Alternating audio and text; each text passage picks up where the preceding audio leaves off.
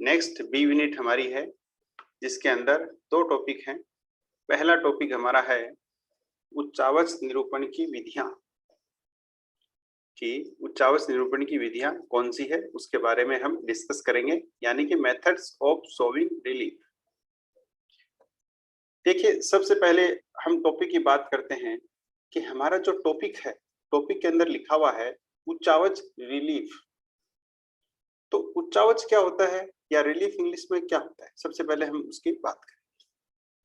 हम हमारी पृथ्वी पर विभिन्न प्रकार की आकृतियां देखते हैं, जैसे माउंटेन पर्वत है, प्लेटू पठार है, प्लेन है, वैली है, घाटियां हैं, गोर्ज, कैनियन, विभिन्न प्रकार की ये स्थलाकृतियां हम देखते हैं।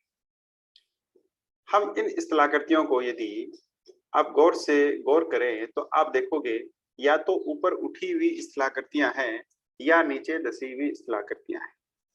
कहने का मतलब या तो जो पृथ्वी तल है, हमारा जो तल है, धरातल है, उससे ऊपर उठी हुई मिलेंगी या आपको उससे नीचे धसी हुई मिलेगी। कहने का मतलब यह है, उच्चावच की परिभाषा क्या हुई, भूतल की के इस ऊपर उठे हुए एवं नीचे धसे हुए भाग को हम उच्चावच कहते हैं। देखो, उच्चावच शब्द से अपने आप ही स्पष्ट होता है। उच्चावच ऊंचा नीचा भूभाग, यानी भूतल का ऊंचा नीचा भूभाग ही उच्चावच कहलाता है, रिलीफ कहलाता है। रिलीफ क्या होता है, जो हमारी अर्थ है उससे जो ऊपर ऊंचा उठा हुआ भाग है और नीचे धसा हुआ भाग है, हम उसको कंबाइंड रूप से रिलीफ बोलते हैं या हम उसको उच्चावच कहते हैं। जैसे माउंटेन है, पर्वत है, प्लेटू पठार है, प्लेन मैदान है, वैलीज है, एटसेट्रा। यानी कि इस प्रकार के आप विभिन्न प्रकार के उच्चावचों को देखते हैं।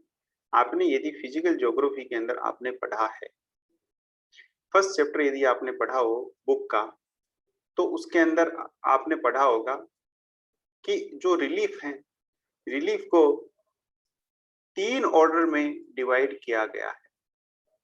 यानी कि जो उच्चावच है उनको 3 कैटेगरी में, 3 ऑर्डर में डिवाइड किया गया है। फर्स्ट, प्रथम श्रेणी के उच्चावच, फर्स्ट ऑर्डर के उच्चावच, यानी कि महाद्वीप और महासागर। सेकंड श्रेणी के उच्चावच, second order of relief, second order के अंदर माउंटेन, प्लेट्यू, प्लेन, यानी कि पर्वत पठार मैदान, एटसेट्रा। तृतीय प्रकार के उच्चावच या थर्ड ऑर्डर रिलीफ, इसके अंदर जो हम अपर्दन, इरोजन, डिपोजिशन, निक्षेप से बनी स्थलाकृतियां हैं, उनके बारे में हम पढ़ते हैं। जैसे पहली यूनिट के अंदर फिजिकल ज्योग्राफी के अंदर आपके सिलेबस में क्या है, आपके सिलेबस में यह है बहते हुए पानी से उत्पन्न स्थलाकृतियां अपर्दन से और निक्षेप से। सागरीय लहरें, कि ओशियन करंट्स हैं, जो सागरीय लहरें हैं, उनसे किस प्रकार की स्थलाकृतियां बनती हैं। जो ग्लेशियर है, हिम है, उससे किस प्रकार की स्थलाकृतियां बनती है। जो कास्ट प्रदेश है, कास्ट रीजन है, उसमें किस प्रकार की स्थलाकृतियां बनती है। जो विंड है, पवन चलती है, तो उससे किस प्रकार की स्थलाकृतियां बनती हैं, बाय इरोजन एंड डिपोजिशन, अपर्दन और निक्षेप से। तो हम डेजर्ट में रहने वाले हैं। डेजर्ट में हम बात करें इरोजन और डिपोजिशन, निक्षेपण की, तो निक्षेप का सबसे अच्छा उदाहरण हम देखते हैं मिट्टी के टीले। तो मिट्टी के टीले क्या है, डिपोजिशन से, निक्षेप से बनते हैं। जब विंड, पवन चलती है तब ये बनते हैं। तो ये इस प्रकार की ये जो स्थलाकृतियां हैं, अपर्दन और निक्षेप, डिपोजिशन से जो बनी हुई है। जैसे रिवर की हम बात करें, नदी की, तो नदी जब स्टार्ट होती है, इरोजन बहुत ज्यादा होता है। इरोजन, वो भी इरोजन कौन सा है, उसके मुंह के साइड में, तो उसके द्वारा हमें क्या बनता है, गोर्ज, कैनियन, वैली, वाटरफॉल।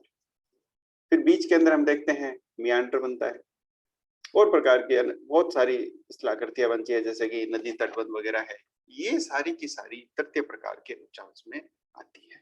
तो हमारे लिए उच्चावच से मतलब ये जो तीनों श्रेणी के ऑर्डर है, तीनों से ही हमारा मतलब है उच्चावच से।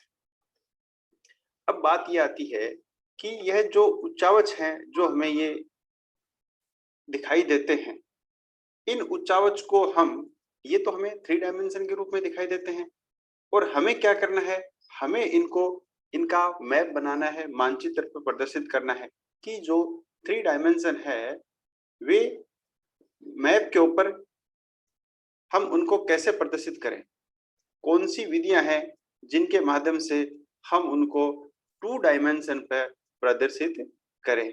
तो इसके लिए हम क्या करते हैं, इसके लिए हम विभिन्न प्रकार की विद्वानों ने विभिन्न प्रकार की स्थलाकृतियों का विधियों का वर्णन किया, या हमने कहीं विभिन्न प्रकार की विधियां इजाद की जिसके माध्यम से हम इनको प्रदर्शित करने की कोशिश करेंगे। बेसिकली हम इन विधियों को 2 भागों के अंदर डिवाइड कर सकते हैं। नंबर 1 गुणात्मक क्वालिटेटिव, नंबर 2 मात्रात्मक विधियां। तो बेसिकली 2 में हम डिवाइड कर सकते हैं। गुणात्मक के अंदर बेसिकली कौन सी आती है, गुणात्मक के अंदर बेसिकली रंग विधि, टिंट लेयर, हैशूर और हिल शेडिंग गुणात्मक के अंदर आती है। तो हम सबसे पहले किसका अध्ययन करेंगे, हम सबसे पहले अध्ययन करेंगे